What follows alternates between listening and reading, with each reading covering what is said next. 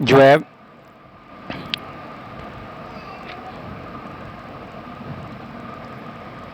एक तो ग्राम Smith process के हम कुछ क्वेश्चंस करना चाह रहे हैं, इसके अलावा भी कुछ काम कुछ एग्जांपल्स मैं आपको करवाना चाह रहा था। एक तो ऑर्थोगोनल कम्प्लीमेंट में आपको उसकी कुछ एग्जांपल्स बताना चाह रहा था, उसमें से भी क्वेश्चन आ सकता है। इसके अलावा इनर प्रोडक्ट स्पेस प्रूफ करना, किसी अगर आपको दिया हो कोई प्रोडक्ट उसने डिफाइन, आपने उस सारे एक्सियम उस पर होल्ड करवाने हैं। तो ये पास्ट पेपर में आ भी चुका है क्वेश्चन, इंपॉर्टेंट क्वेश्चन है। ग्राम स्मिथ का क्वेश्चन भी आ चुका है। इसके अलावा आपने किसी मैट्रिक्स को ऑर्थोगोनल प्रूफ करना हो तो उसको भी हम इस डेफिनेशन को भी देखते हैं और वो काम भी करते हैं, और इसके अलावा भी कुछ एक दो टॉपिक्स। सो आपने क्वेश्चंस काफ़ी सारे करने हैं इस चैप्टर नंबर 7 में से। सो चैप्टर नंबर 7 हमारा कंप्लीट होने वाला है, इसमें से कुछ क्वेश्चंस ही हमारे रह चुके हैं, उनको कंप्लीट करने के बाद हम चैप्टर नंबर 7 को भी क्लोज कर देंगे। सो 4, 5, 6 एंड 7 4 चैप्टर आपके बिल्कुल कंप्लीट हो चुके होंगे। चैप्टर नंबर 9 और 10 इसके बाद हम लोग करेंगे, और तकरीबन आपका फाइनल पेपर सारे का सारा ज़रूर अटैम्प्ट होगा। बहरहाल चलते हैं, इसको देखते हैं। आज का जो टॉपिक है मेरा वो ऑर्थोगोनल के ऊपर है, ठीक है। तो एक मैट्रिक्स को ऑर्थोगोनल हम लोग कहते हैं, ए इज़ कॉल्ड ऑर्थोगोनल। अगर ए को ए ट्रांसपोज के साथ मल्टीप्लाई किया जाए तो आंसर आपके पास आ जाए आइडेंटिटी मैट्रिक्स, ठीक है। एक मैट्रिक्स ए को ऑर्थोगोनल तब कहते हैं अगर उसको उसके ट्रांसपोज के साथ मल्टीप्लाई करें तो आंसर आपके पास आ जाए आइडेंटिटी मैट्रिक्स। और जब भी आपको एक मैट्रिक्स देगा वो बोलेगा इसको ऑर्थोगोनल प्रूफ करो, ठीक है। ऑर्थोनॉर्मल भी अगर आपको कहता है प्रूफ करो, तो आपने सिंपल क्या करना है, उस मैट्रिक्स को उसके ट्रांसपोज के साथ मल्टीप्लाई कर देना है। सिंपल सा काम है बिल्कुल, लेकिन इम्पॉर्टेंट बहुत है। सिंपल है लेकिन डेफिनेशन जिसको आती होगी वही करेगा ना, जिसको डेफिनेशन का नहीं पता होगा वो क्या मल्टीप्लाई करेगा, ठीक है। सो आपने ऑर्थोगोनल इस वे में प्रूफ करना है। सो डेफिनेशन मैंने आपको बता दिया है, ठीक है। अगर एक मैट्रिक्स ऑर्थोगोनल है तो A transpose equal to identity आना चाहिए, ये डेफिनेशन है। इसका मतलब है ए ट्रांसपोज उधर जाके ए इन्वर्स होगा। उस मैट्रिक्स में इन्वर्स निकालने का बेहतरीन तरीका यह है कि ट्रांसपोज ले लिया जाए, ठीक है। इन्वर्स निकालना वैसे बहुत मुश्किल है, ट्रांसपोज तो बहुत ईजी है। तो जो मैट्रिक्स ऑर्थोगोनल होते हैं उनका ट्रांसपोज जो है वही बेसिकली उस मैट्रिक्स के इन्वर्स के इक्वल होता है। अच्छा, कुछ थ्योरम है। क्वेश्चन नंबर जो है 7.35 को मैं करवाना चाह रहा हूँ, इंपॉर्टेंट क्वेश्चन है। कहता है P is orthogonal if and only if P transpose is orthogonal. कहता है पी ऑर्थोगोनल होगा, P is orthogonal if and only if P transpose is orthogonal. ये थ्योरम है, इसको आप लोगों ने क्या करना है, प्रूफ करना है, ठीक है। तो देखते हैं इसका प्रूफ, चेक करते हैं। अच्छा जी, प्रूफ। अच्छा, उसने हमें दिया है कि पी ऑर्थोगोनल है, पी इज ऑर्थोगोनल, ये मुझे दिया हुआ उसने। तो इसका मतलब ये होगा कि P को जब P ट्रांसपोज से मल्टीप्लाई कर दोगे तो आंसर किसके इक्वल आना चाहिए भाई, आइडेंटिटी मैट्रिक्स के इक्वल नहीं आना चाहिए, ठीक है। तो P ट्रांसपोज आइडेंटिटी आ गया। अब अगर P ट्रांसपोज के ट्रांसपोज को P ट्रांसपोज से मल्टीप्लाई किया जाए तो क्या आंसर आएगा। P ट्रांसपोज के ट्रांसपोज को अगर P ट्रांसपोज के साथ इसको चेक करते हैं, इसका आंसर आएगा P ट्रांसपोज का ट्रांसपोज किसके इक्वल होगा, P के इक्वल ही होगा ना। दो दफ़ा ट्रांसपोज लें, एक दफ़ा रोज़ कॉलम्स में चली गई, फिर कॉलम वो रोज़ में पहले एक दफ़ा कॉलम में गई फिर रोज़ में किया उनको, ठीक है। ट्रांसपोज का तरीका आपको पता है कि रोज़ जो है उनको कॉलम वाइज लिख देते हैं। तो एक दफ़ा आपने रोज़ को कॉलम वाइज लिख दिया तो जो कॉलम होंगे वो रोज़ वाइज आ जाते हैं। अगली दफ़ा फिर चेंज किया तो मैट्रिक्स ओरिजिनल वापस आ जाएगा। आप करके चेक कर लेना, आपने छोटी क्लासेस में ऑब्जर्व भी किया होगा। सो दो दफ़ा ट्रांसपोज लेने से पी खुद आ जाता है, ये वाला पी ट्रांसपोज वैसे ही रहेगा। लेकिन पी ट्रांसपोज का ट्रांसपोज किसके इक्वल है, आइडेंटिटी के, क्योंकि पी तो ऑर्थोगोनल है, मुझे दिया हुआ है उसने। तो भाई इधर से अगर इसको डायरेक्ट लिखा जाए पी ट्रांसपोज का transpose, P transpose equal to identity, तो साफ पता चल रहा है कि पी ट्रांसपोज, इसको अगर मैट्रिक्स मान लिया जाए, एक मैट्रिक्स का ट्रांसपोज है और साथ वही मैट्रिक्स है और आंसर आइडेंटिटी आ रहा है, इसका मतलब वो मैट्रिक्स ऑर्थोगोनल है। So P transpose is orthogonal. सो अगर मैट्रिक्स ऑर्थोगोनल हो तो उसका ट्रांसपोज भी ऑर्थोगोनल होता है। Part number B, if P is orthogonal then P inverse is orthogonal. If P is orthogonal then P inverse is orthogonal। अच्छा भाई P तो उसने दिया हुआ है ऑर्थोगोनल है, प्रूफ इसका भी बड़ा सिंपल सा ही होगा। P तो ऑर्थोगोनल है, इसका मतलब है P को P ट्रांसपोज से मल्टीप्लाई करें तो आइडेंटिटी आता है। इसका मतलब ये हुआ कि P transpose equal to P inverse. ठीक है, तो अब देखें अगर P ऑर्थोगोनल है तो P अगर ऑर्थोगोनल है तो P ट्रांसपोज भी ऑर्थोगोनल होगा। भाई पार्ट नंबर 1 में प्रूफ करके आए हैं ना अभी कि P ऑर्थोगोनल है तो P ट्रांसपोज भी ऑर्थोगोनल होता है। सो P ट्रांसपोज भी ऑर्थोगोनल होगा। सो जब P ट्रांसपोज ऑर्थोगोनल है तो P इनवर्स उसी के ही इक्वल है। तो भाई क्या प्रूव हो गया, P inverse is also orthogonal, यही तो प्रूफ करना था। थर्ड पार्ट इसका मोस्ट इंपॉर्टेंट है, कहते हैं P एंड Q ऑर्थोगोनल। तीसरा part, P Q are orthogonal then P Q orthogonal. अगर P और Q ऑर्थोगोनल है तो उनकी प्रोडक्ट भी ऑर्थोगोनल होगी। अच्छा भाई इसको देखते हैं प्रूफ। भाई P ऑर्थोगोनल है तो P ट्रांसपोज किसके इक्वल होगा, P के। Q ऑर्थोगोनल है तो Q ट्रांसपोज किसके इक्वल होगा, Q के। अब ऐसा करते हैं कि P Q के ट्रांसपोज को मल्टीप्लाई करते हैं P Q के साथ और आंसर चेक करते हैं क्या आता है। P Q के ट्रांसपोज को मल्टीप्लाई करने जा रहे हैं P Q के साथ, यह आएगा Q का ट्रांसपोज P का ट्रांसपोज और साथ P Q वैसे ही। P का ट्रांसपोज को P से करेंगे तो आंसर आ जाएगा आइडेंटिटी और ये साथ Q वैसे ही। Q ट्रांसपोज आइडेंटिटी से करेंगे तो Q ही आ जाएगा, Q ट्रांसपोज तो ये आ गया आइडेंटिटी। तो P Q के ट्रांसपोज को P से मल्टीप्लाई करने से आइडेंटिटी आ रहा है। सो P Q इज ऑर्थोगोनल। ठीक है, P Q इज ऑर्थोगोनल। ठीक हो गया, तो ये थ्योरम ये प्रूफ। तो ये क्वेश्चन नंबर 35 आप लोगों का पूरा हो गया। क्वेश्चन नंबर 36, क्वेश्चन नंबर 30 में कहता है कि इफ़ P इज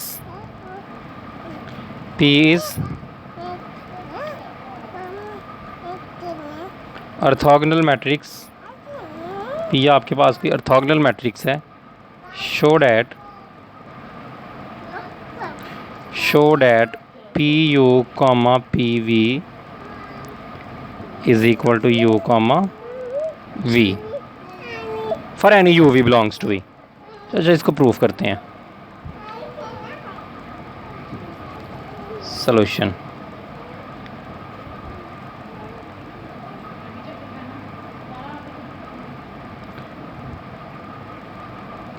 अच्छा भाई हमें पता है कि जो U V की इनर प्रोडक्ट है ना, ये इक्वल होती है U ट्रांसपोज V के। ठीक है, इनर प्रोडक्ट ये इनर प्रोडक्ट इस तरह से डिफाइन होती है मैट्रिक्स के केस में, या फिर वैसे आप अगर वेक्टर्स की बात करते हैं वेक्टर स्पेस में, U V की इनर प्रोडक्ट को आप लिख सकते हैं U ट्रांसपोज V। ये सारे इनर प्रोडक्ट की डेफिनेशन को पूरा करती है। ये आपने यू इनर प्रोडक्ट मैंने इस तरह से ओपन करनी है, आप ये बात अपने माइंड में रख लेना। चलें भाई ओपन करते हैं, इसको ओपन करते हैं। PU, PV कैसे ओपन होगा, पहला वैसे ही PU और दूसरे का ट्रांसपोज पी वी का ट्रांसपोज। सो ये इक्वल हो गया पी यू ट्रांसपोज। ओपन करेंगे तो इसका तो पहले पी पे पहले वी का आएगा और या आप इस तरह पहले का, बल्कि आपने पी यू इसको आपने लिखना होता है पहले का ट्रांसपोज, यू ट्रांसपोज वी था ना, पी यू का ट्रांसपोज और पी वी। तो पहले यू ट्रांसपोज और बाद में पी ट्रांसपोज आएगा, आपको पता है इस प्रॉपर्टी का। तो पहले यू का ट्रांसपोज और बाद में पी का ट्रांसपोज और पी वी वैसे का वैसे ही। पी ऑर्थोगोनल है, ये तो बन गया आइडेंटिटी, तो ये बन गया यू ट्रांसपोज वी। और ये इनर प्रोडक्ट नहीं है यू वी की, ये नहीं हमने, तो ये प्रूव हो गया पहला हिस्सा। बी वाला पार्ट, बी वाला पार्ट है पी यू की नॉर्म। ये आपने प्रूफ करने का ये यू नाम के इक्वल होगा अगर पी ऑर्थोगोनल है, प्रूफ। अच्छा भाई, पी यू का नॉर्म जो है ना, ये इक्वल होता है पी यू कामा पी यू इनर प्रोडक्ट। इसके ऊपर स्केयर रूट भी होता है वैसे तो हम स्केयर इस पर डाल लेते हैं, उधर स्केयर रूट नहीं डालते। तो इसको ओपन करेंगे तो पी यू का ट्रांसपोज और साथ पी यू वैसे ही, ये यू ट्रांसपोज आएगा और फिर पी ट्रांसपोज पी आइडेंटिटी बन जाएगा। तो बाकी बच जाएगा यू ट्रांसपोज यू और ये इक्वल है यू कामा यू के, जो कि यू नाम का स्केयर होता है। तो ये स्केयर इस स्केयर से काटेंगे तो भाई क्वेश्चन आपका पूरा हुआ। ठीक है, तो ये आपका क्वेश्चन नंबर 35 36 इंपॉर्टेंट क्वेश्चन थे, ये मैंने आपको दोनों करवा दिए हैं।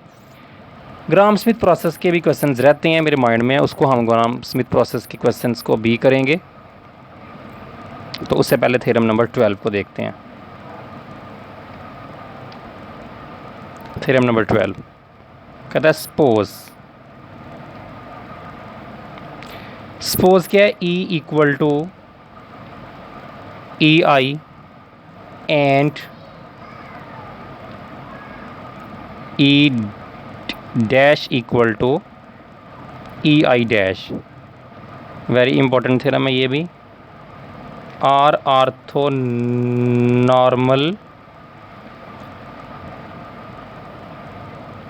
basis of V. Let P be the change of basis matrix.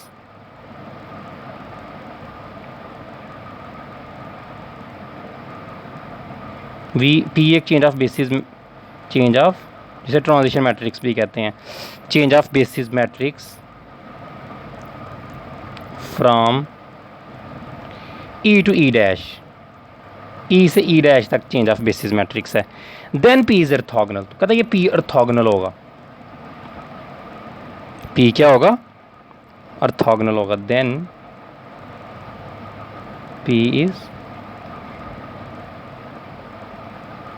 P को आप लोगों ने ऑर्थोगोनल प्रूफ करना है। ठीक है,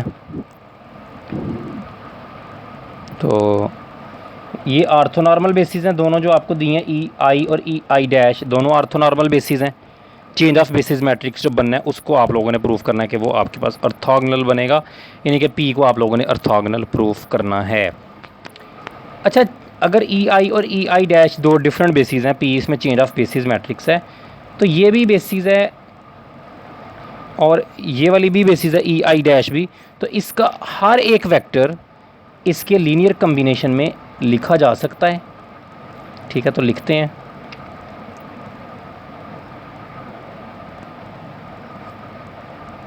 ठीक है, हम लिख सकते हैं, सपोज हम लिख सकते हैं E I dash is equal to, scalar use कर लेते हैं, BI1 E1 plus BI2 E2 and so on BIN EN। E1 B11 E1 E2 भी लिखा जाएगा, E2 डैश भी, E3 डैश भी। इस तरह से मैंने जनरल लिख दिया ई आई डैश। हर एक जो डैश वाला है ना, E1 dash, E2 dash, E3 dash and so on EN dash तक, वो हर कोई E1 से लेके EN तक के लीनियर कम्बिनेशन में, क्योंकि दोनों बेसिस है ना, तो E1 से लेके EN तक मैंने बेसिस मान लिया और दूसरे को मैंने सिंपल मान लिया आप कह सकते हैं कि एक vector space inner product space का वैसे एलिमेंट मान लिया, ठीक है। ओके, तो अब अगर आप लोग ये करते हैं कि ई आई डैश जो है इसकी इनर प्रोडक्ट लेते हैं ई जे डैश के साथ, ठीक है। ई आई डैश की इनर प्रोडक्ट लेते हैं ई जे डैश के साथ, तो वो किस तरह की आएगी चेक करें। ई आई डैश तो इसके इक्वल है ना बी आई वन, ये तो मैंने लिखा है B I one E one plus B I two E two and so on B I N E N, sorry इधर इसको क्लोज नहीं अभी फ़िलहाल करना, B I N E N comma, और जो ई जे डैश है वो भी ऐसे ही होगा, बी जे वन टाइप का होगा ना बस, बाकी तो ई जे डैश भी एक एलिमेंट है, वो भी ई वन से ई एन तक लीनियर कम्बिनेशन में लिखा है, उसके स्केलर को हम कह लेते हैं B J one E one plus B J two B J N E N, तो ये आ गया ई आई ई जे डैश। तो देखें B I one E one जो इसकी तीसरी प्रॉपर्टी है इनर प्रोडक्ट की, स्केलर्स बाहर चले जाती हैं, ई वन तो वन हो जाएगा, तो आ जाएगा B I one B J one plus, जब इसको इसके साथ करेंगे तो ई वन ई टू तो ज़ीरो हो जाएंगे, क्योंकि ई वन और ई टू ये तो आपस में हमें पता है कि ई वाला E one E two E three E N तक ये भी ऑर्थोनॉर्मल है और ई डैश वाले भी ऑर्थोनॉर्मल, दोनों ही ऑर्थोनॉर्मल है, तो ये तो जब ई वन को ई टू से करेंगे वो तो होने का ज़ीरो आएगा। इसी तरह सब के साथ अब जब ई टू वाली को ई टू वन होगा, so B I two B J two E two one, बाकी सब के साथ भी करेंगे लेकिन वो ज़ीरो आ जाएगा, तो ये बनेगा बी आई एन और बी जे एन, इस तरह की चीज़ बन जाएगी ये आपके पास, ठीक हो गया। तो ये जो ई आई ई जे डैश है ना आपके पास, इसका आंसर क्या आएगा? अगर तो आई और जे इक्वल होंगे तो आंसर आ जाएगा, ये इसका आंसर ये आया है, ये इसका आंसर है। इसको अगले पेज इधर लिख लेते हैं, इधर इसको लिख लेते हैं। तो ये जो है ना ये वाली ये चीज़ इसके इक्वल आई है, ठीक है। अगर आपके पास जे आई के इक्वल होगा तो आंसर आ जाएगा आपके पास one, E I dash one आना है ना सेम, और अगर आई जे के इक्वल नहीं होगा तो फिर आंसर आएगा ज़ीरो। इसका मतलब ये हुआ कि आंसर यहाँ ज़ीरो आ सकता है इस सारे का, क्योंकि ये जो आपने मल्टीप्लाई करके चेक किया है, इसी को मल्टीप्लाई किया ना, ये इसके इक्वल है, तो अगर इसको इधर सॉल्व करें तो यहाँ आंसर ज़ीरो आ सकता है या आंसर वन आ सकता है, दो ही पॉसिबिलिटीज़ भाई बचती हैं। तो हम कहते हैं ये इक्वल हो सकता है डेल्टा आई जे के, अगर आई जे के इक्वल होगा तो आंसर वन आएगा, अगर आई जे के इक्वल नहीं होगा तो आंसर ज़ीरो आएगा। इसको हम नाम दे देते हैं टू का, और इसको आंसर इसको दे देते हैं हम लोग वन का। ओके, अब इसमें जो मैट्रिक्स बी बन रहा है ना आपके पास, मैं इसको बी कह देता हूँ, वो बनने हैं इसके कोफिशिएंट्स, जो ट्रांजिशन मैट्रिक्स बन रहा है किसके, जो शुरू में आपने ई आई डैश को जो मैट्रिक्स बी बनना है वो आपके पास बनना है इससे, ये B I B one one B one two ये सारा B one three and so on B one I की वैल्यू वन से एन तक, जब आप तो जब बी बनेगा वो आपके पास बनेगा बी वन वन, इस तरह से B one two and so on B one N, जो भी आपके पास चेंज ऑफ बेसिस वाला जो आपने लिखा है आपको पता है इस चीज़ का, वन वन है, two one two two and so on B two N and so on B N one B N two and so on B N N, ये भी इस तरह से बने। तो ये चेंज ऑफ बेसिस मैट्रिक्स है ना, तो इसका जो ट्रांसपोज जब आप लोगे ना तो वो उसको हम चेंज ऑफ बेसिस कहते हैं ट्रांसपोज लेने के बाद। तो बी तो ये बन रहा है ना आपके पास, तो इसका ट्रांसपोज जब आप लोगे तो बी, यानी कि बी पी कैसे बन रहा है, बी का ट्रांसपोज लेने से आपके पास पी आ रहा है। सो पी इक्वल है बी ट्रांसपोज के। ये बात अब आपको एक चीज़ पता लगी। Then P equal to B, कि जो बी वाला मैट्रिक्स आपके पास ये बन रहा है, जब इसका ट्रांसपोज ले लोगे आप तो उस मैट्रिक्स को हम ट्रांजिशन मैट्रिक्स कहते हैं, जिसको हम पी से change of basis matrix call करते हैं। ठीक है, अब अगर बी को बी ट्रांसपोज के साथ मल्टीप्लाई कर दिया जाए, ठीक है, तो देखते हैं क्या आंसर आता है। बी को बी ट्रांसपोज के साथ मल्टीप्लाई करोगे, बी आपके पास है B11 B12 and so on B1n, इसी तरह से B21 B22 and so on B2n and so on BN1 and so on BN2 and so on BNn। इसको इसके ट्रांसपोज से मल्टीप्लाई करेंगे, B11 B12 and so on B1n, और ये सारे लिए आपने मल्टीप्लिकेशन खुद करके देख लेनी है। ये अगर मैं इसकी आई थ्रो ले लूँ, BI1 आई थ्रो को ही पिक कर लेता हूँ, ठीक है, I2 आई थ्रो मैं कोई अंदर पिक कर लेता हूँ, आप किसी भी जगह पे पिक कर लें, और जेथ कॉलम ले लेते हैं। ठीक है, ये देखें ना, ये इसका ये फर्स्ट कॉलम है, तो जेथ कॉलम B, ये 1 पहला कॉलम है ना, 1 1 1 सेम, तो जेथ कॉलम फर्स्ट कॉलम में 1 सेम रह रहा है, तो जेथ कॉलम में J सेम रहेगा, BJ1 BJ2 and so on BJn, इस तरह से। तो फर्स्ट किसी एक आई थ्रो को जेथ कॉलम से मल्टीप्लाई अगर करेंगे तो आएगा BI1 BJ1 plus BI2 BJ2 and so on BIN, ये आ जाएगा ना भाई, आई थ्रो को जेथ कॉलम से मल्टीप्लाई करके। तो ये डेल्टा आई जे के इक्वल ही नहीं था भाई। बी को जब आप बी ट्रांसपोज से मल्टीप्लाई कर रहे हो, उसका आंसर तो डेल्टा आई जे आ रहा है। अब अगर आई जे के इक्वल होगा तो आपके पास बी बी ट्रांसपोज तभी आइडेंटिटी बनेगा ना, आई जे के इक्वल होगा तो हम इधर आंसर जो है ना आपके पास ज़ीरो नहीं ना आएगा इस जगह पे। सो अगर आई जे के इक्वल है आपका, तो आपके पास जो है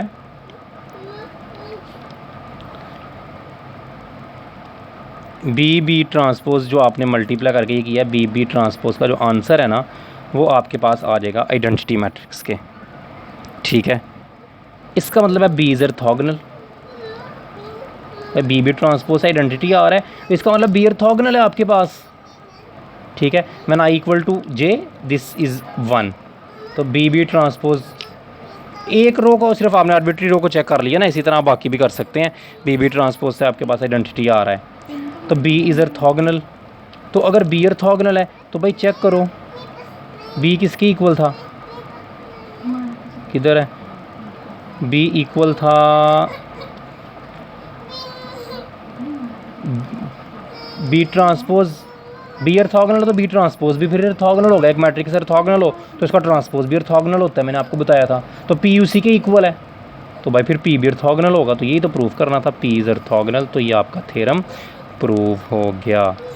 ओके, इस लेक्चर में हम इतना ही देखते हैं। चेंज ऑफ ये थ्योरम आपने कर लिया है, कुछ एग्जांपल्स रह गई हैं। कल के लेक्चर में थ्योरम नंबर 13 आप लोगों ने खुद करना है, 14 मैं आपको करवाऊंगा, लेकिन कल हम हर सूरत एग्जांपल्स करेंगे ग्राम स्मिथ प्रोसेस वगैरह की। कल हम थ्योरम को नहीं करेंगे। इसमें अगर आपको कोई प्रॉब्लम आती है आप मेरे से वो डिस्कस कर सकते हैं।